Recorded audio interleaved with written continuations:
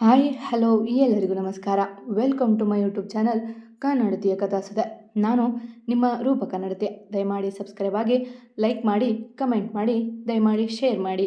ಈತಕ್ಕೆ ನಿನ್ನನೆ ಬಯಸಿದೆ ಹೃದಯ ಭಾಗ 27. ಇತಿಸಮರು ಸರಾಗವಾಗಿ ಹನುಮೂನ್ ಮುಗಿಸಿಕೊಂಡು ಬಂದರು. ಅಂದು ಅದಾಗಲೇ ಸಮಯ ಆದ್ದರಿಂದ ಯಾರಿಗೂ ಡಿಸ್ಟರ್ಬ್ ಮಾಡದೆ ಮಲಗಿದ್ರು. ಮಾರನೇ ದಿನ ಇತಿ ಇಷ್ಟು ಬೇಗ ಯಾಕೆ ಎದ್ದಿದ್ದು? ಪ್ರಯಾಣ ಮಾಡಿ ಸುಸ್ತಾಗಿಲ್ವಾ ನಿಂದ? ಹೇಳಲು ಹೋದ ಹೆಂಡತಿಯ ದಬ್ಬಿ ನೋಡಿದ. ಸಮೃದ್ಧ, ಟೈಮ್ ನೋಡಿ 8 ಗಂಟೆ. ಇದು ಬೇಗನಾ ನಿಮಗೆ? ಬಿಡಿ, ನಾನು ಹೋಗಬೇಕು ಎಂದು ಇತಿ ಸ್ನಾನಕ್ಕೆ ನಡೆದ್ಲು. ಇತಿ ದಿನವೂ ಹೊಸದಾಗಿ ಕಾಣುತ್ತಿದ್ದಳು ಅವನ ಕಣ್ಣಿಗೆ. ಸ್ನಾನ ಮುಗಿಸಿ ಬಂದವಳು ತನ್ನ ಪಾಡಿಗೆ ತಾನು ತಯಾರಾಗಿ ಕೆಲಸದಲ್ಲಿ ತೊಡಗಲು ಕೆಳಗೆ ನಡೆದ್ಲು. ಯಾವಾಗ ಬಂದ್ರಿ ಇತಿ? ಹೇಗಿತ್ತು ಪ್ರಯಾಣ ಎಂದು ಕಾಫಿ ಕೈಗಿಟ್ಟು ಹೇಳಿದರು ಲಕ್ಷ್ಮಿ. ಎಲ್ಲ ಚೆನ್ನಾಗಾಯ್ತು ಅತ್ತ. ನಿನ್ನೆ ರಾತ್ರಿ ಆಗಿತ್ತು, ಅದಕ್ಕೆ ಯಾರಿಗೂ ತೊಂದರೆ ಕೊಡಲಿಲ್ಲ ಎಂದು ಕಾಫಿ ತೆಗೆದುಕೊಂಡಳು. ಏನಮ್ಮ, ಸಮೃದ್ಧ ತುಂಬ ಗೋಳು ಕಣ್ಣ ಅನ್ಸುತ್ತೆ. ಕಲ್ಪನಾ ತಮ್ಮ ವರಸೆ ತೆಗೆದ್ರು. ಅತ್ತೆ ಈತಿಗೆ ಮುಂದೆ ಮಾತನಾಡಲಾಗಲಿಲ್ಲ. ಹುನಮ್ಮ, ಅವರು ಅತ್ತೇನೆ. ಅಜ್ಜಿ ಯಾವಾಗ ಮಾಡೋದು? ಬಂದರು ತಾರ ಇತಿಯ ಕಾಲು ಎಳೆಯಲು. ಅತ್ತೆ, ನಾನು ಅವ್ರಿಗೆ ಕಾಫಿ ಕೊಟ್ಟು ಬರ್ತೀನಿ. ಕಾಲು ಕಿತ್ತಳು ಇತಿ ಕಾಫಿ ಹಿಡಿದು. ಏನಾಯ್ತು ಮೇಡಮ್, ಹೀಗೆ ಹೋಗಿ ಹಾಗೆ ಬಂದ್ರಿ? ಕಣ್ಮುಚ್ಚಿಗೆ ನುಡಿದ ಸಮೃದ್ಧ. ಅದು ಅದು ಎಂದು ಅವನ ಬಳಿ ಬಂದು ಕುಳಿತಳು. ಏನದು ಎಂದವ ಅವಳ ಮಡಿಲ ಮೇಲೆ ಮಲಗಿದ. ಅತ್ತೆಯರೆಲ್ಲ ಸೇರ್ಕೊಂಡು ನನ್ನ ಕಾಡಿಸ್ತಾ ಇದ್ದಾರೆ ಮಗುವಿನಂತೆ ದೂರು ನೀಡಿದ್ಲು. ಯಾರದು ನನ್ನ ಹೆಂಡತಿಗೆ ಕಾಡಿಸೋದು? ಬಾ ಮಲಗು, ಆಮೇಲೆ ಹೋಗಿ ವಿಚಾರಿಸೋಣ ಎಂದವ ಅವಳನ್ನು ಬೆಡ್ ಮೇಲೆ ಎಳೆದುಕೊಂಡ. ಅಯ್ಯೋ, ಅವರ ಜೊತೆಗೆ ನೀವು ಸೇರ್ಕೊಂಡು ಬಿಟ್ಟಿದ್ದೀರಾ, ಹೋಗಿ ಎಂದವಳು ಅವನನ್ನು ಬಿಡದೆ ಅವನದೆಯಲ್ಲೇ ಮುಖ ಒದಗಿಸಿದ್ಲು. ಹೋಗಿ ಅಂತ ಹೇಳಿ ನೀನೇ ಇಷ್ಟು ಹಲ್ಲಿ ಥರ ಅಂಟ್ಕೊಂಡಿದೀಯಾ ಎಂದವ ಅವಳನ್ನು ಇನ್ನಷ್ಟು ಬಿಗಿಯಾಗಿ ತಬ್ಬಿ ಮಲಗಿದ. ಬಿಡಿ, ನಾನು ಹೋಗ್ತೀನಿ ಎಂದವಳಿಗೆ ಅವನಿಂದ ಸರಿಯಲು ಮನಸ್ಸಿಲ್ಲ. ಇನ್ನೂ ಸ್ವಲ್ಪ ಹೊತ್ತು ಮಲ್ಕೋ ಎಂದ ಮೇಲೆ ಸುಮ್ಮನೆ ಮಲಗಿದ್ಲು. ಅವಳು ಮಲಗಿದ ಮೇಲೆ ಎದ್ದವ ಸ್ನಾನ ಮುಗಿಸಿ ಕೆಳಗೆ ನಡೆದ. ಏನು ಮಾಮ್ಸ್, ಎಲ್ಲ ನನ್ನ ಹೆಂಡತಿಗೆ ಕಾಡಿಸಿದ್ರಂತೆ. ಅವಳು ನಿಮಗೆ ಹೆದರಿ ರೂಮ್ ಸೇರ್ಕೊಂಡಿದ್ಲು ಎಂದವ ತಿಂಡಿಗೆ ಕುಳಿತ. ಏನೋ ಸ್ವಲ್ಪ ರೇಗಿಸಿದ್ವಿ. ನಿನ್ನ ಹೆಂಡತಿ ಯಾವಾಗಲೇ ದೂರ ಹೇಳ್ಬಿಟ್ಲಾ? ಚಿಕ್ಕ ಮಕ್ಕಳ ಥರ ಬೇಕೆಂದೇ ಮಗನ ಕಾಲೆಳೆದರು ತಾರ. ಒಂಚೂರಾದರೂ ಯಾಕೆ ರೇಗಿಸಬೇಕು ಎಂದು ಮೂತಿ ಊದಿಸಿ ಹೇಳಿದ ಮಗನ ಸುತ್ತ ನಿಂತರು ತಾಯಂದಿರು. ಓಹೋ, ಹೆಂಡತಿ ಪರವಾಗಿ ಮಾತಾಡೋಕೆ ಬಂದಿದ್ದಾರೆ ಸಾಹೇಬ್ರು. ಮೆಲ್ಲಗೆ ಮಗನ ಗಲ್ಲ ಹಿಂಡಿದ್ರು ಕಲ್ಪನಾ. ಏನೋ ಮಗನೇ, ಎಲ್ಲಿ ಅವಳು? ತಲೆ ಕೆದರಿ ಹೇಳಿದರು ಲಕ್ಷ್ಮಿ. ಹೇಗಿತ್ತಪ್ಪ ಮಧು ಚಂದ್ರ? ಕಣ್ಣು ಹೊಡೆದು ಕೇಳಿದರು ತಾರ. ಅಯ್ಯೋ, ನೀವು ನನಗೆ ಈ ಥರ ರೇಗಿಸಿದ್ರೆ ಪಾಪ ನನ್ನ ಹೆಂಡತಿ. ಎಲ್ಲ ಚೆನ್ನಾಗಾಯಿತು, ಅವಳು ಮಲಗಿದಾಳೆ. ನೀವು ಏನು ಹೇಳ್ತಿರೋ ಅಂತ ಸುಸ್ತಿದ್ರು ಎದ್ದು ಬಂದಿದ್ದಾಳೆ. ಡಿಸ್ಟರ್ಬ್ ಮಾಡಬೇಡಿ. ಎಲ್ಲರದ್ದು ತಿಂಡಿ ಆಯಿತಾ? ಎಲ್ಲ ಪ್ರಶ್ನೆಗಳಿಗೂ ಒಂದೇ ಬಾರಿ ಉತ್ತರ ನೀಡಿದ ಸಮೃದ್ಧ. ಪಾಪಚ್ಚಿ, ಅದು ಎಲ್ಲರದ್ದು ಆಯಿತು. ನೀನು ನಿನ್ನ ಅರ್ಧಾಂಗಿ ಅಷ್ಟೆ. ಅವಳು ತಿಂಡಿ ತಿಂದು ಮಲಗ್ತಿದ್ಲು. ನೀನಾಗಿ ಮಲಗಿಸೋಕೆ ಹೋದೆ? ಗದರಿದ್ರು ಲಕ್ಷ್ಮಿ. ನಂಗೆ ಗೊತ್ತೇ ಆಗಲಿಲ್ಲ. ಇರಲಿ ಬಿಡಿ, ಆಮೇಲೆ ತಿನ್ನಲಿ ಎಂದವ. ಹೌದು, ಮಾನು ಎಲ್ಲಿ? ಸ್ವಲ್ಪ ವಿಷಯ ಮಾತಾಡಬೇಕಿತ್ತು ಎಂದು ತಾರ ಅವರನ್ನು ಕೇಳಿದ. ರೂಮಲ್ಲಿದ್ದಾಳೆ. ನೀವು ಹೋದಾಗಿನಿಂದ ಅವಳು ಆಫೀಸ್ಗೆ ಹೋಗೇ ಇಲ್ಲ ಎಂದರು ತಾರ. ಸರಿ ಎಂದು ಮಾನು ರೂಮ್ಗೆ ಬಂದ. ಹಾಯ್ ಮಾನು, ಬಾಗಿಲ ಬಳಿ ನಿಂತು ಕರೆದ. ಫೋನ್ನಲ್ಲಿ ಮುಳುಗಿದ್ದವಳ ನೋಡಿ. ಹಾಯ್ ಸಮೃದ್ಧ, ನೀನೇ ನಿಲ್ಲಿ. ಅವನನ್ನು ದಿಢೀರ್ ನೋಡಿಯೇ ಭಯವಾಗಿತ್ತು. ನೇರವಾಗಿ ಕೇಳ್ತೀನಿ ಮಾನು, ಇದಿಗೆ ತೊಂದರೆ ಮಾಡೋಕೆ ಹುಡುಗರನ್ನ ಯಾಕೆ ಕಳಿಸಿದ್ದೆ? ಸಮೃದ್ಧ ಮುಖದಲ್ಲಿ ಕೋಪ ಹೊತ್ತು ನಿಂತಿರುವುದು ಮಾನವಿ ಎದುರು. ನಾನು ಯಾರನ್ನೂ ಕಳಿಸಿಲ್ಲ ಸಮೃದ್ಧ, ಉಗುಳು ನುಂಗಿ ನುಡಿದ್ಲು. ನಾನು ಕೈ ಮಾಡಿದರೆ ಹೇಗಿರುತ್ತೆ ಗೊತ್ತಾ? ಕೈ ಕಟ್ಟಿ ನಿಂತು. ಇಲ್ಲ ಎನ್ನುವುದರಲ್ಲಿ ಮಾನವಿನ ಕೆನ್ನೆಯ ಮೇಲೆ ಸಮೃದ್ಧ ಕೈ ಗುರುತು ಮೂಡಿತು. ನಾವು ಚಿಕ್ಕಮಗಳೂರು ಮುಟ್ಟುವ ಮುನ್ನ ನಿನ್ನ ಹುಡುಗರು ನಾವಿರುವ ಹೋಮ್ ಸ್ಟೇ ತಲುಪಿದ್ರೋ ಇಲ್ವೋ ಎಂದಬ್ಬರಿಸಿದ ಸಮೃದ್ಧ. ನಾನು ಎಂದು ಕೆನ್ನೆ ಮೇಲೆ ಕೈ ಇಟ್ಟು ಏನೂ ಹೇಳಲು ಹೊರಟುವಳ ಮುಂದೆ ಕೈ ಅಡ್ಡ ಇಟ್ಟು, ನನ್ನ ಮಾತು ಪೂರ್ತಿ ಆಗಿಲ್ಲ ಎಂದವ. ನೀನು ಕಳಿಸಿದ ಹುಡುಗರೇ ಹೇಳಿದ್ದು, ನೀನೇ ಅವರನ್ನು ಕಳಿಸಿದ್ದು. ಅದು ಇಟಿಯನ್ನು ಕಿಡ್ನ್ಯಾಪ್ ಮಾಡೋಕೆ. ಅವಳೇನು ಮಾಡಿದ್ಲು ನಿಂಗೆ ಎಂದು ಕಿರುಚಿದ. ಅದು ನಾನು ಎಂದು ತಡವರಿಸಿದ್ಲು. ನೀನೇ ಸಾನು, ಐನೋ ನಿಂಗೆ ನಾನಂದರೆ ಇಷ್ಟ ಇತ್ತು. ಅದು ಹಳೆ ವಿಷಯ. ನಾನು ಇವಾಗ ಇತಿಗಷ್ಟೇ ಸ್ವಂತ. ಏನು ಹೇಳು? ಇತಿಗಷ್ಟೇ ಸ್ವಂತ. ಇತಿಗೆ ಏನೇ ಮಾಡೋದ್ರ ಬಗ್ಗೆ ಯೋಚನೆ ಮಾಡಿದರೂ ಸಾಯಿಸಿ ಬಿಡ್ತೀನಿ ನಿನ್ನನ್ನು. ನಾನು ಎಷ್ಟು ಕೆಟ್ಟವನು ಅಂತ ನಿಂಗೆ ಗೊತ್ತಿದೆ. ಇದು ಲಾಸ್ಟ್ ವಾರ್ನಿಂಗ್ ಎಂದ ಅವಳಿಗೆ ಬೆಟ್ಟು ಮಾಡಿ ತೋರಿಸೆ. ಅರ್ಥ ಆಯ್ತಾ ಎಂದ ಅವಳನ್ನು ಸುಮ್ಮನೆ ನಿಂತದ್ದು ನೋಡಿ. ಹ್ಞೂ ಎಂದಳು ಕಣ್ಣಲ್ಲಿ ನೀರು ಒರೆಸೆ. ನಿನ್ನ ಕೆಲಸ ನೋಡ್ಕೊ ಎಂದವ ಹಿಂತಿರುಗಿದರೆ ಅಲ್ಲಿ ಅವರೊಬ್ಬರ ಮಾತು ಆಲಿಸಿ ಕಲ್ಲಾಗಿ ನಿಂತಿದ್ದಳು ಇತಿ. ಅವನು ಇತ್ತ ಬಂದಂತೆ ಎಚ್ಚರವಾದವಳು ಅತ್ತೆಯರ ಬಳಿ ಕೇಳಿ ಸಮೃದ್ಧಿಯಿಂದಿಗೆ ಬಂದಿದ್ಲು. ಇತಿ ಅವನಂದ ತಕ್ಷಣ ಕಣ್ಣೊರೆಸಿಕೊಂಡು ನಡೆದಳು ರೂಮಿಗೆ. ನಿನ್ನ ಆಮೇಲೆ ನೋಡ್ಕೋತೀನಿ ಎಂದವ ಅವಳಿಂದ ದೊಡ್ಡ ದೊಡ್ಡ ಹೆಜ್ಜೆಗಳನ್ನಿಟ್ಟ. ಇತಿ ನೋಡಮ್ಮ, ಇಲ್ಲಿ ಸೋಫಾದಲ್ಲಿ ಕುಳಿತು ಅಳುತ್ತಿದ್ದವಳ ಪಕ್ಕವೇ ಕುಳಿತ. ನೋಡಿಲ್ಲಿ, ಏನೂ ಆಗಿಲ್ಲ ಎಂದು ಅವಳ ಗಲ್ಲ ಹಿಡಿದು ಮೇಲತ್ತಿದ. ನೀವು ಯಾಕೆ ಸುಳ್ಳು ಹೇಳಿದ್ದು? ಯಾರು ಬಂದಿದ್ರು? ನನಗೆಲ್ಲ ನಿಜ ಗೊತ್ತಾಗಬೇಕು ಅಷ್ಟೇ. ಬಿಕ್ಕೂತಲ್ಲೇ ನುಡಿದ್ಲು.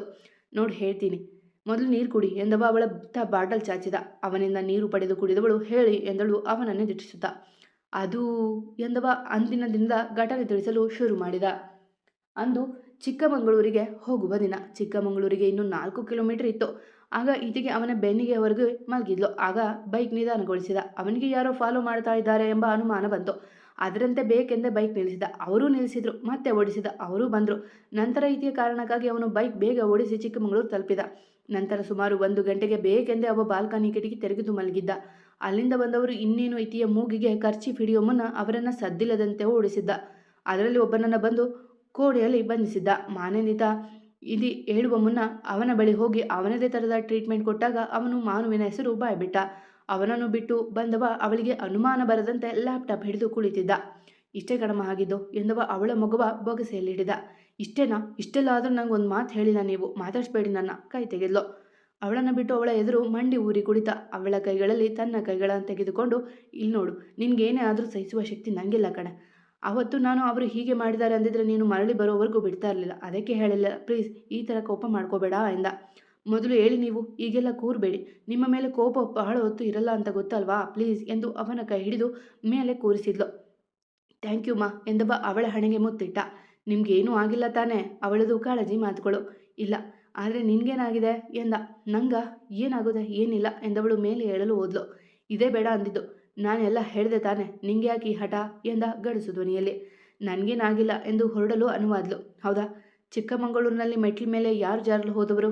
ಯಾರು ಅಲ್ಲಿ ಎಣ್ಣೆ ಹಾಕಿದವರು ಎಂದ ಕೈ ಕಟ್ಟಿ. ಅವಳ ಮುಖದಲ್ಲಿ ಬೆವರ ಹನಿಗಳು ಶೇಖರಣೆ ಆದವು. ಅದು ನಾನು ಎಂದು ತಡವರಿಸುತ್ತಾ ನಿಂತವಳ ಕೈ ಹಿಡಿದು ಕೂರಿಸಿದವ. ಅವರು ಬಂದು ಹೋದ್ಮೇಲೆ ನಾನು ನಿನ್ನ ಮೇಲೆ ತುಂಬ ನಿಗಾ ಇಟ್ಟಿದ್ದೆ. 2ನೇ ದಿನ ನೀನು ನನ್ನನ್ನು ಅರಸುತ್ತಾ ಬರುವಾಗ ಮೆಟ್ಟಿಲ ಮೇಲೆ ಜಾರುತ್ತಾ ಕಣ್ಮುಚ್ಚಿದೆ.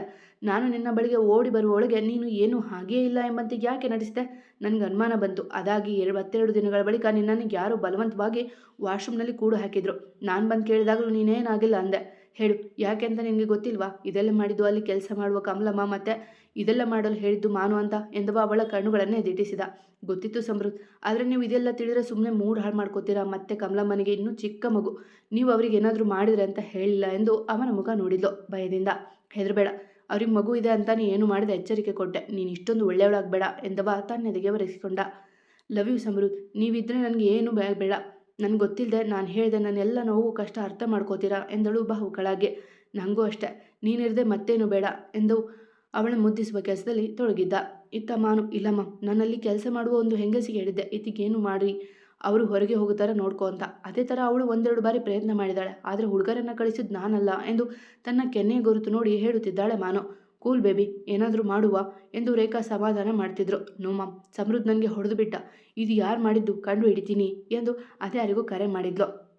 ಸಮೃದ್ಧ ಇತಿಯ ಜೀವನ ಸರಾಗವಾಗಿ ನಡೆಯುತ್ತಿತ್ತು. ಹರಿಮೂನ್ನಲ್ಲಿ ಆದ ಅವಘಡಗಳ ಮರೆತು ಇಬ್ಬರು ಖುಷಿಯಲ್ಲೇ ಇದ್ರು. ದಿನಗಳು ಇತಿಯ ಬಾಳಿಗೆ ಖುಷಿಯನ್ನೇ ಹೊತ್ತು ತರುತ್ತಿದ್ವು. ಆದರೆ ಇನ್ನೆಷ್ಟು ದಿನ? ಜೀವದಷ್ಟು ಪ್ರೀತಿ ನೀಡುವ ಗಂಡ, ಮರಳಿ ಸಿಕ್ಕ ತಂದೆಯ ಪ್ರೀತಿ, ಚಿಕ್ಕಮ್ಮನ ಪ್ರೀತಿ, ತನ್ನನ್ನು ತುಂಬ ಪ್ರೀತಿಸುವ ಮನೆಯವರು, ಇದಕ್ಕಿಂತ ಅವಳಿಗೆ ಇನ್ನೇನೂ ಬೇಕಿರಲಿಲ್ಲ. ಇತಿ ಸಮೃದ್ಧ ಹನಿಮೂನ್ ಮುಗಿಸಿ ಬಂದು 1 ತಿಂಗಳು ಕಳೆದಿತ್ತು. ನಿತಿನ್ ದಿನವೂ ಸ್ಟೇಷನ್ಗೆ ಹೋಗಿ ಬರಬೇಕಿತ್ತು. ವಿಚಾರಣೆ ಇನ್ನೂ ನಡೆಯುತ್ತಿತ್ತು. ಮಾನು ಅವಳಿದ್ದ ಬಿದ್ದ ಏಟಿಗೆ ಸರಿಯಾಗಿ ಸಮಯಕ್ಕಾಗಿ ಕಾಯ್ತಿದ್ಲು. ಸಮರ್ಥ್ ಅಂತೂ ಇತ್ತೀಚೆಗೆ ತೀಯಾ ತಂಟೆಗೆ ಹೋಗುವುದನ್ನೇ ಬಿಟ್ಟಿದ್ದ. ನನ್ನ ಜೀವನ ಇಷ್ಟೊಂದು ಚೆನ್ನಾಗಿರುತ್ತೆ ಅಂತ ಅಂದ್ಕೊಂಡಿರಲಿಲ್ಲ ಸಮೃದ್ಧ. ಅವನದೆಯ ಮೇಲೆ ಮಲಗಿ ನೋಡಿದ್ಲು. ನಾನು ಅಷ್ಟೇ, ಇಷ್ಟೊಂದು ಬದಲಾಗ್ತೀನಿ ಅಂತ ನಾನು ಅಂದ್ಕೊಂಡಿರಲಿಲ್ಲ ಎಂದವ ಅವಳನೆಗೆ ಮೂತಿಟ್ಟ. ಸರಿ ಬನ್ನಿ, ಇವತ್ತು ತುಂಬ ಇಂಪಾರ್ಟೆಂಟ್ ಮೀಟಿಂಗ್ ಇದೆ ಅಲ್ವಾ? ಚೌಧರಿ ಗ್ರೂಪ್ ಕಂಪ್ನೀಸ್ MD ಜೊತೆ ಬೇಗ ರೆಡಿಯಾಗಿ, ನಾನೆಲ್ಲ ತಯಾರು ಮಾಡ್ತೀನಿ ಎಂದು ಸ್ನಾನಕ್ಕೆ ನಡೆದ್ಲು. ಹೌ ಸ್ವೀಟ್ ಮೈ ವೈಫ್, ಎಲ್ಲದಾದರೂ ಪರ್ಫೆಕ್ಟ್ ಎಂದು ಮಗ್ಗಲು ಬದಿಸಿದ. ರೀ, ಬೇಗ ಹೇಳಿ ಎಂದು ಮತ್ತೊಮ್ಮೆ ಎಬ್ಬಿಸಿದ್ಲು. ನಿನ್ನ ಹೀಗೆ ನೋಡ್ತಾ ಇದ್ರೆ ಎಂದು ಅವಳನ್ನು ಬೆಳೆಸಿದ. ನೋಡ್ತಾ ಇದ್ರೆ ತನ್ನ ಪಾಡಿಗೆ ತಾನು ರೆಡಿಯಾಗುತ್ತಿದ್ಲು. ನನಗೆ ಏನೇನೋ ಅನಿಸುತ್ತೆ. ಅವಳ ಕಿವಿಗೆ ಮೂತಿಟ್ಟ. ಏನೇನು ಅನಿಸುತ್ತೆ? ಬಿಂದಿಗೆ ಹಚ್ಚಿಕೊಂಡ್ಲು. ಏನನ್ಸುತ್ತೆ ಅಂದರೆ ಎಂದು ಅವಳ ತುಟಿಗೆಡೆಗೆ ಬಾಗಿದ. ಇದೆಲ್ಲ ಬೇಡ, ಮೊದಲು ಹೋಗಿ ಸ್ನಾನ ಮಾಡಿ ಬನ್ನಿ ಎಂದು ಕೈ ಅಡ್ಡ ಹಿಡಿದ್ಲು. ಮೋಸ ಇದು ಎಂದು ಚಿಕ್ಕ ಮಕ್ಕಳಂತೆ ಮೂತಿ ಊದಿಸಿಕೊಂಡ. ಮೋಸ ಅಲ್ಲ ಇದು, ಮೊದಲು ಹೋಗಿ ನೀವು ಈ ಥರ ಚೈಲ್ಡ್ ಮಾಡಿದ ಹಾಗೆ ಮಾಡಬೇಡಿ. ನೀವು ಗಂಭೀರ ಇರಬೇಕು, ದಿ ಗ್ರೇಟ್ ಸಮೃದ್ಧ ಪಾಟೀಲ್ ಥರ ಎಂದು ಅವನ ಕೆನ್ನೆ ಹಿಂಡಿದ್ಲು ಇತಿ. ಹೊಗೆ ಎಂದವ ಟವಲ್ ಹಿಡಿದು ಬಾತ್ರೂಮ್ಗೆ ಹೋದರೆ ಅವಳು ಕನ್ನಡಿಯಲ್ಲಿ ಮುಖ ನೋಡಿಕೊಂಡು ನಾಚಿದಳು. ಈ ಥರ ನಾಚಿದ್ರೆ ಇನ್ನೂ ಬೇರೆ ಅನಿಸುತ್ತೆ ಎಂದವ ಅವಳ ಕೆನ್ನೆಗೆ ತುಟಿ ಒತ್ತಿ ಓಡಿದ್ದ. ಇವಳು ನಕ್ಕು ಕೆಳ ನಡೆದ್ಲು. ತರಲೆ ಜೊತೆಗೆ ತಿಂಡಿ ಮುಗಿಸಿ ಆಫೀಸ್ ಕಡೆಗೆ ಹೊರಟರು ಇಬ್ಬರು. ಅಯ್ಯೋ, ಇವತ್ತೇ ಡೀಸೆಲ್ ಖಾಲಿ ಆಗಬೇಕಾ? ಇಂಪಾರ್ಟೆಂಟ್ ಮೀಟಿಂಗ್ ಬೇರೆ ಇದೆ ಎಂದು ಕಾರಿಗೆ ಹೊರಗೆ ನಿಂತವ ನಿಮಿಷಕ್ಕೊಮ್ಮೆ ಟೈಮ್ ನೋಡಿಕೊಳ್ಳುತ್ತಿದ್ದ. ಅವನು ದಿ ಗ್ರೇಟ್ ಬಿಸ್ನೆಸ್ ಮ್ಯಾನ್. ಈ ದಾರಿಯಲ್ಲಿ ಬರಬಾರ್ದಿತ್ತು. ಇಲ್ಲಿ ಯಾವ ವೆಹಿಕಲ್ ಓಡಾಡ್ತಾನೆ ಇಲ್ಲ. ಮೂವಿ ನೋಡೋಕೆ ಅಂತ ರಾಂಗ್ ರೂಟಲ್ಲಿ ಬಂದರೆ ಹೀಗೆ ಆಗೋದು. ಸಾನು ಅದೇ ದಾರಿಯಲ್ಲಿ ತನ್ನಷ್ಟಕ್ಕೆ ತಾನೇ ಮಾತನಾಡುತ್ತಾ ಸ್ಕೂನಿ ತೆಗೆದುಕೊಂಡು ಬರುತ್ತಿದ್ಲು. ವೈಟ್ ಡ್ರೆಸ್ಗೆ ಪಿಂಕ್ ಕಲರ್ ದುಪ್ಪಟ್ಟ ತೊಟ್ಟು ಅಪರೂಪಕ್ಕೆ ಕೂದಲು ಹೆಣೆದುಕೊಂಡು ಹಣೆಗೆ ಒಂಚೂರು ಕುಂಕುಮ ಇಟ್ಟು ಮುದ್ದಾಗಿ ಕಾಣುತ್ತಿದ್ಲು ಸಾನು. ಮಿಸ್, ಪ್ಲೀಸ್ ಲಿಫ್ಟ್ ಕೊಡಿ ಎಂದವ ಸಾನು ಸ್ಕೂಟಿಗೆ ಅಡ್ಡ ಹಾಕಿದ. Black coat, white shirt, blue jeans, ಅವನ ಕುರ್ಚಲು ಗಡ್ಡ, ಹಣೆಗೆ ಮುತ್ತಿಡುವ ಅವನ ಕೂದಲುಗಳು, ಬಲಗೆನ್ನೆ ಮೇಲೆ ಬೀಳುವ ಗುಳಿ. ಅಬ್ಬಾ, ಅವನಂತೂ ಸುಂದರ. ಏನ್ರಿ ಈ ಥರ ಅಡ್ಡ ಬರ್ತೀರಾ? ಏನಾದರೂ ಹೆಚ್ಚು ಕಮ್ಮಿ ಆದರೆ ಏನು ಮಾಡ್ತಿದ್ರಿ? ತುಟ ಮುಚ್ಚದೆ ಬೈಯುತ್ತಿದ್ದರೆ ಅವಳನ್ನೇ ನೋಡುತ್ತಾ ಉಳಿದು ಬಿಟ್ಟನವ. ಏನು ಹಾಗೆ ನೋಡ್ತಿದ್ದೀರಾ ಎಂದು ಅವಳೇ ಎಚ್ಚರಿಸಿದ್ಲು. ಅದು ಇಂಪಾರ್ಟೆಂಟ್ ಮೀಟಿಂಗ್ ಇದೆ, ಪ್ಲೀಸ್ ಅಲ್ಲಿವರೆಗೂ ಡ್ರಾಪ್ ಮಾಡಿ. ಈ ಡ್ರೈವರ್ ಡೀಸೆಲ್ ನೋಡ್ಕೊಳ್ದೆ ಬಂದ್ಬಿಟ್ಟ, ಇವಾಗ ಹೋಗಿದ್ದಾನೆ ಪ್ಲೀಸ್ ಎಂದು ಮುದ್ದಾಗಿ ನೋಡಿದವನ ಮುಖ ನೋಡಿ ಓಕೆ ಎಂದವಳು ತನ್ನ ಸ್ಕೂಟಿ ಹಿಂದೆ ಜಾಗ ನೀಡಿದ್ಲು. ಜೊತೆಗೆ ತನ್ನ ಮನಸ್ಸಲ್ಲೋ, ಗೊತ್ತಿಲ್ಲ ಹೇಗೆ ಬಂದೆ, ಸದ್ದನ್ನೇ ಮಾಡದಂತೆ. ತುಂಬಾ ಖಾಲಿ ಇರುವ ಈ ಹೃದಯ ದೂರಿಗೆ ಅವಳಿಗರಿಗದೆ ಹಾಡಿನ ಸಾಲು ಅವಳ ಮನದಲ್ಲಿ ಓಡಿತು. ಹೌದು, ನಿಮ್ಮ ಹೆಸರೇನು? ಎಲ್ಲಿಗೆ ಹೋಗಬೇಕು? ಏನು ಹೇಳಿದೆ ಡ್ರಾಪ್ ಕೊಡಿ ಅಂದರೆ ಹೇಗೆ? ನಿಮಿಷಗಳಾದರೂ ಮಾತನಾಡದವನ ಜೊತೆ ತಾನೇ ಮಾತಿಗಳಿದ್ಲು. ಮೈಸೆಲ್ಫ್ ಋತ್ವಿಕ್, ನಾನು ಪಾಟೀಲ್ ಗ್ರೂಪ್ ಆಫ್ ಕಂಪ್ನೀಸ್ ಕಡೆ ಹೊರಟಿದ್ದೆ, ಅಲ್ಲೇ ಬಿಡಿ ಎಂದವ ಸೌಜನ್ಯಕ್ಕೂ ನಮ್ಮ ಹುಡುಗಿಯ ಹೆಸರು ಕೇಳಲಿಲ್ಲ. ಹೌದಾ ಎಂದವಳು ಕನ್ನಡಿಯಲ್ಲಿ ಅವನ ಕಣ್ಣು ತುಂಬಿಕೊಳ್ತಿದ್ಲು. ಅಣ್ಣನ ಕಂಪನಿ ಹೋಗ್ತಿದ್ದಾನಾ ಎಂದುಕೊಂಡು ಸುಮ್ಮನೆ ಸ್ಕೂಟಿ ಓಡಿಸಿದ್ಲು. ಮಿಸ್, ನಿಮ್ಮ ಹೆಸರು? ಅಂತೂ ಧೈರ್ಯ ಮಾಡಿ ಕೇಳಿಯೇ ಬಿಟ್ಟ. ಸಾನ್ನಿಧ್ಯ, ಎಷ್ಟು ಚಂದ ಇದೆ ಹೆಸರು. ಒಮ್ಮೆ ಅವನ ಮನದಲ್ಲೇ ನೆನೆದುಕೊಂಡ. ಅವಳ ಸಾಮೀಪ್ಯ ಅನುಭವಿಸುತ್ತಾ ಕುಳಿತಿದ್ದ. ಮಿಸ್ಟರ್, ನೀವು ಹೇಳಿದ ಜಾಗ ಬಂತು ಎಂದು ಅವಳ ಅಣ್ಣನ ಕಂಪನಿಯಿಂದ 2 ಬಿಲ್ಡಿಂಗ್ ದೂರದಲ್ಲಿ ನಿಲ್ಲಿಸಿದ್ಲು ಸ್ಕೂಟಿಯ. ಅಣ್ಣನ ಕಣ್ಣಿಗೆ ಬಿದ್ದರೆ ಎಂಬ ಭಯ. ಹೌದಾ, ಸಾರಿ ಗೊತ್ತಾಗಲಿಲ್ಲ, ಥ್ಯಾಂಕ್ ಯು ಸೋ ಮಚ್ ಎಂದು ನಡೆದುಕೊಂಡು ಹೋದ. ಅವನೋದ ಜಾಗವನ್ನೇ ನೋಡುತ್ತಿದ್ದವಳು ತನ್ನ ತಲೆಗೆ ಒಂದು ಕೊಟ್ಟುಕೊಂಡು ತನ್ನ ಕೆಲಸದ ಮುಖ ಮಾಡಿದ್ಲು. Samruddh Chaudhary group of companies ಯಾವತ್ತೂ ಲೇಟಾಗಿ ಬರಲ್ಲ. ಇವತ್ತು ಯಾಕೋ ಎಷ್ಟು ಸಮಯ ಆದರೂ ಬರುತ್ತಿಲ್ಲ. ಇತಿ ಸಮೃದ್ಧಿ ಎದುರು ಕುಳಿತು ನುಡಿಯುತ್ತಿದ್ಲು. ಬರ್ತಾರೆ, ಏನೋ ತೊಂದರೆ ಆಗಿದೆ ಅನ್ಸುತ್ತೆ. ಇಲ್ಲ ಅಂದರೆ ಅವರು ಪರ್ಫೆಕ್ಟ್ ಎಂದು ಸಮೃದ್ಧ್ ತನ್ನ ಲ್ಯಾಪ್ಟಾಪ್ನಲ್ಲಿ ಮುಖ ಬಿಟ್ಟ. ಎಸ್ ಸರ್, ಕಾರ್ ಕೈ ಕೊಟ್ಟಿತ್ತು ಎಂದು ನಗುಮುಖ ಹೊತ್ತು ಸಮೃದ್ಧ್ ಮೀಟಿಂಗ್ ಹಾಲ್ ಪ್ರವೇಶ ಬಿಟ್ಟ. ಚೌಧರಿ ಕಂಪನಿ ಮಾಲೀಕ Ritvik. Nice to meet you Ritvik, ಬನ್ನಿ ಎಂದು ಆದರದಿಂದ ಸ್ವಾಗತಿಸಿದ ಸಮೃದ್ಧ್. ಸರಿ, ಅದು ಅಪ್ಪಂಗೆ ಮೈ ಹುಷಾರಿಲ್ಲ, ಅದಕ್ಕೆ ನಾನೇ ಮೀಟಿಂಗ್ ಅಟೆಂಡ್ ಮಾಡುವ ಅಂತ ಬರುವಾಗ ಕಾರ್ ಕೈ ಕೊಡ್ತು ಎಂದುವ ತನ್ನ ಸ್ಥಾನ ಅಲಂಕರಿಸಿದ. ಇಟ್ಸ್ ಫೈನ್, ಮೀಟಿಂಗ್ ಮುಂದುವರಿಸುವ ಬನ್ನಿ ಎಂದು ಇಬ್ಬರು ಕುಳಿತರು. ಅವರಿಬ್ಬರ ಮಧ್ಯೆ ಸ್ನೇಹದ ಕೊಂಡಿ ಬೆಸೆದುಕೊಂಡಿತು. ಸಮೃದ್ಧಿಗೆ ಫೀವರ್ ಬಂದಿದೆ. ಇತಿ ಸಮೃದ್ಧ್ ಮನೆಗೆ ಬಂದಾಗ ವರದಿ ಒಪ್ಪಿಸಿದ್ರು ಕಲ್ಪನಾ. ಹೌದಾ ಚಿಕ್ಕಿ, ಡಾಕ್ಟರ್ ಬಂದು ಹೋದ್ರಾ ಎಂದುವ ತನ್ನ ಕೋಟ್ ಕಲಿಸಿದ. ಹಾಂ, ಬಂದಿದ್ರು. ಕಾಮನ್ ಕೋಲ್ಡ್ ಫೀವರ್ ಅಷ್ಟೇ, ನೋ ವರಿ ಅಂದರು. ಟ್ಯಾಬ್ಲೆಟ್ ಕೊಟ್ಟಿದ್ದಾರೆ ಅಂದರು. ನಾನು ನೋಡಿ ಬರ್ತೀನಿ ಎಂದವ ಇತಿಯೊಡನೆ ಅವನ ಮುಖ. How you feel now Samarth ಎಂದವ ಅವನ ಹಣೆಗೆ ಕೊರಳು ಮುಟ್ಟಿ ಪರೀಕ್ಷಿಸಿದ. ಪರವಾಗಿಲ್ಲ ಅಣ್ಣ, ಈ ಅಮ್ಮಂದಿರೆ ನನ್ನ ಆಚೆ ಹೋಗು ಬಿಡ್ತಿಲ್ಲ. ಇಷ್ಟೊತ್ತು ತಾರ ಅಮ್ಮ, ಕಲ್ಪನಾ ಅಮ್ಮ ಕಾಟ ಕೊಟ್ಟರು, ಇವಾಗ ಲಕ್ಷ್ಮಿ ಅಮ್ಮ ಎಂದವ ಕಿರುನಕ್ಕ. ನೋಡು ಸಮೃದ್ಧಿ, ಇವನಿಗೆ 4 ಗಂಟೆಗೆ ಒಮ್ಮೆ ಮಾತ್ರೆ ಕೊಡೋಕೆ ಹೇಳಿದ್ದಾರೆ. ಅದಕ್ಕೆ ನಾವು ಇವನ್ನ ನೋಡ್ಕೋತಿದ್ರೆ ನಮಗೆ ಬೈತಾನೆ. ಲಕ್ಷ್ಮಿ ದೂರಿದ್ರು. ಯಾಕೋ ನಿನ್ನ ಒಳ್ಳೆಯದಕ್ಕೆ ತಾನೇ ನೋಡ್ಕೊಳ್ಳೋದು ಎಂದು ಗದರಿದ ಅಣ್ಣ. ಗದರಿದ ಮೇಲೆ ತನ್ನ ಮಾತನಾಡುವ ಹಾಗಿಲ್ಲ. ನೋಡು ಅಣ್ಣ, ತಗೋ ಈ ಊಟ ಮಾಡಿಸು ಎಂದು ತಟ್ಟೆ ಹಿಡಿದು ಬಂದ್ಲು ಸಾನು. ಕೊಡು ಸಾನು, ನಾನು ಮಾಡಿಸ್ತೀನಿ ಎಂದು ತಟ್ಟೆ ಕೈಗೆ ತೆಗೆದುಕೊಂಡಳು ಇತಿ. ನಾನು ಫ್ರೆಶ್ ಆಗಿ ಬರ್ತೀನಿ ಎಂದು ಸಮೃದ್ಧ್ ರೂಮಿಗೆ ತೆರಳಿದ. ಅವರನ್ನು ಬಿಟ್ಟು ಎಲ್ಲ ಆಚೆ ನಡೆದರೆ ತಮ್ಮ ಕೆಲಸದಲ್ಲಿ ತೊಡಗಲು. ನೀನು ಈ ಮನೆ ಮಗನೇ ಅಲ್ಲ ಎಂದು ಒಂದು ತುತ್ತು ತಿನ್ನಿಸಿದಳು ಇತಿ. ಅವಳನ್ನೇ ಪ್ರಶ್ನಾರ್ಥಕವಾಗಿ ನೋಡಿದ. ಆದರೂ ನಿನಗೆ ಜ್ವರ ಬಂದಿದ್ದಕ್ಕೆ ನೋಡು, ಮನೆಯ ಅಮ್ಮಂದಿರೆಲ್ಲ ನಿನ್ನ ಹೇಗೆ ನೋಡ್ಕೋತಿದ್ದಾರೆ. ಎಲ್ಲರೂ ನಿನ್ನನ್ನು ಮನೆಯ ಮಗ ಅಂತ ತಿಳ್ಕೊಂಡಿದ್ದಾರೆ ಎಂದು ಮತ್ತೆರಡು ತುತ್ತಿಟ್ಟಳು. ಸಾಕು ಸಾನು, ಸಮೃದ್ಧ್, ಸಾರ್ಥಕ್ ಎಲ್ಲರೂ ನಿನ್ನ ಅಣ್ಣ ತಮ್ಮನ ಹಾಗೆ ನೋಡ್ಕೋತಾರೆ. ಮತ್ತು ಅವಳೇ ನೋಡಿದ್ಲು, ಮಾವಂದಿರೆಲ್ಲ ನಿನಗೆ ಅಂತಾನೆ ಆಸ್ತಿಲಿ ಇಷ್ಟು ಭಾಗ ಅಂತ ಪಾಲು ಇಟ್ಟಿದ್ದಾರೆ. ಅವನ ಮೌನ ಕಣ್ಣು ಮಾತು ಮುಂದುವರಿಸಿದ್ಲು. ತಟ್ಟೆ ಖಾಲಿಯಾಗುತ್ತಿತ್ತು. ಇದೆಲ್ಲ ಈಗೇಕೆ ಹೇಳ್ತಿದ್ದೀರಾ ಕೇಳಿದ ಮುಜುಗರದಿಂದ. ಯಾಕೆಂದರೆ ಅತ್ತಿಗೆಯನ್ನು ಕೆಟ್ಟ ದೃಷ್ಟಿಯಲ್ಲಿ ನೋಡೋದು ತಪ್ಪಲ್ವಾ, ಉಂಡ ಮನೆಗೆ ದ್ರೋಹ ಮಾಡೋದು ತಪ್ಪಲ್ವಾ ಎಂದು ಕೊನೆಯ ತುತ್ತು ನೀಡಿದ್ಲು. ಹೌದು, ನಾನು ಮಾಡಿದ ತಪ್ಪೆ. ಆದರೆ ಅಣ್ಣನಿಗೂ ಮುಂಚೆ ನಿಮ್ಮನ್ನು ಮದುವೆಗೆ ನೋಡಲು ಬಂದವನು ನಾನು. ಹಾಗಾಗಿ ನಿಮ್ಮ ಮೇಲೆ ಆಸೆ ಇತ್ತು. ಆದರೆ ಅಣ್ಣ ಯಾವಾಗ ನಿಮ್ಮನ್ನು ಪ್ರೀತಿ ಮಾಡ್ತಿದ್ದ ಅಂತ ಗೊತ್ತಾಯ್ತೋ ಆವಾಗೇ ನಿಮ್ಮನ್ನು ಅತ್ತಿಗೆ ಸ್ಥಳದಿಟ್ಟಿದ್ದೀನಿ. ಅತ್ತಿಗೆ, ನಾನು ನೀವೊಂದು ಕೊಟ್ಟಷ್ಟು ಕೆಟ್ಟವನಲ್ಲ ಎಂದು ಕಣ್ಣೀರು ಹಾಕಿದ. ಮತ್ತೆ ನನ್ನ ಅಪ್ಪ ಚಿಕ್ಕಮ್ಮ ಸೇರಿ ನನ್ನ ಮಾರಿಕೊಂಡ್ರು ಅಂತ ನೀನು ಹೇಳಿದ್ದು ಒಂದೊಂದೇ ಅನುಮಾನ ಬರಗಿಸಿಕೊಂಡ್ಲು. ಅವನ ಕಣ್ಣೀರು ಕಂಡು ಅವಳು ಅದಾಗಲೇ ಕರಗಿದ್ಲು. ಅದು ಮದುವೆ ನಿಲ್ಲಿಸುವ ಸಲುವಾಗಿ ಅಷ್ಟೆ. ಅದು ನನಗೆ ನೆನಪೇ ಇರಲಿಲ್ಲ. ನಾನೇ ಅಣ್ಣನ ಬಳಿ ಮಾತಾಡ್ತೀನಿ, ಪ್ಲೀಸ್ ಕ್ಷಮಿಸಿ ಎಂದವ ಅವಳ ಕೈ ಹಿಡಿದ. ಅದು ಬಿಡು, ಮೊನ್ನೆ ಚಿಕ್ಕಮಗಳೂರಿಗೆ ಹೋದಾಗ ನನ್ನ ಕಿಡ್ನ್ಯಾಪ್ ಮಾಡಲು ಪ್ರಯತ್ನ ಮಾಡಿದ್ದು ನೀನಲ್ವಾ? ಸಮರ್ಥ್ ಮೇಲೆ ಅನುಮಾನ ಇವಳಿಗೆ. ಏನತ್ತಿಗೆ, ನಿಮ್ಮ ಕಿಡ್ನ್ಯಾಪ್? ಇಲ್ಲ ಅತ್ತಿಗೆ, ನಾನು ನಿಮ್ಮನ್ನು ತಾಯಿ ಸ್ಥಾನದಲ್ಲಿ ನೋಡ್ತಾ ಇದ್ದೀನಿ. ಮೊದಲು ಮಾಡಿದ ತಪ್ಪೆ, ಅದಕ್ಕೆ ಕ್ಷಮೆ ಕೊಡಿ. ಕಾಲಿಗೆರಗಲು ಮುಂದಾದ. ಬೇಡ ಸಮರ್ಥ್, ನೀನು ಒಳ್ಳೆಯವನಾದೆ ಅಲ್ವಾ, ಅಷ್ಟು ಸಾಕು ಎಂದವಳು ಅವನಿಗೆ ಮಾತ್ರೆ ಕೊಟ್ಟು ಅಲ್ಲಿಂದ ನಡೆದ್ಲು. ಸಮರ್ಥ್ ನಿಶ್ಚಿತೆಯಿಂದ ಮಲಗಿದ. ಈತಿಗೆ ಚಿತ್ತ ನಿತಿನ್ ಕಡೆಗೆ ಹೋಯಿತು. ಐನೋ ನಿತಿನ್, ಇದೆಲ್ಲ ನಿನ್ನ ಕೆಲಸ ತಾನೇ? ಅರ್ಷಿದಳು ಮಾನು ಫೋನಿನಲ್ಲಿ. ವಾಹ್, ಇಷ್ಟು ದಿನ ಬೇಕಾಯ್ತಾ ಕಂಡು ಹಿಡಿಯೋದಕ್ಕೆ? ಅದು 1 ತಿಂಗಳು ಜೋರಾಗಿ ನಗುತ್ತಾ ಹೇಳಿದ. ಯಾಕೋ ನನ್ನ ಹೆಸರು ಹೇಳಿ ಅಂತ ಹೇಳಿದ್ದು ನೀನು? ಸಿಡಿಯುತ್ತಿದ್ದಳು ಕೋಪದಲ್ಲೇ. ನನಗೆ ಗೊತ್ತಿತ್ತು ಸಮೃದ್ಧಿದ್ದಾಗ ಐತಿಯನ್ನು ಅಷ್ಟು ಸುಲಭವಾಗಿ ಕಿಡ್ನ್ಯಾಪ್ ಮಾಡೋಕೆ ಹೋಗಲ್ಲ ಅಂತ. ಬಟ್ ಟ್ರೈ ಮಾಡಿದೆ. ನಾನು ಬೆಂಗಳೂರು ಬಿಟ್ಟು ಬೇರೆ ಎಲ್ಲೂ ಹೋಗೋ ಆಗಿಲ್ಲ. ಅದಕ್ಕೆ ಹುಡುಗರನ್ನು ಬಳಸಿಕೊಂಡೆ. ಅಕಸ್ಮಾತ್ ಸಿಕ್ಕಿಬಿದ್ರೆ ನಿನ್ನ ಹೆಸರು ಹೇಳಿಕೊಡಿ ಅಂತ ಸ್ಯಾಂಪಲ್ ಎಂದ ಕೂಲಾಗಿ. ನಿತಿನ್, ನಿಂಗೆ ಎತ್ತಿ ಬೇಕು, ನನಗೆ ಸಮುದ್ರ ಬೇಕು. ಡೀಲ್ ಮಾಡ್ಕೊಳ್ಳೋಣ.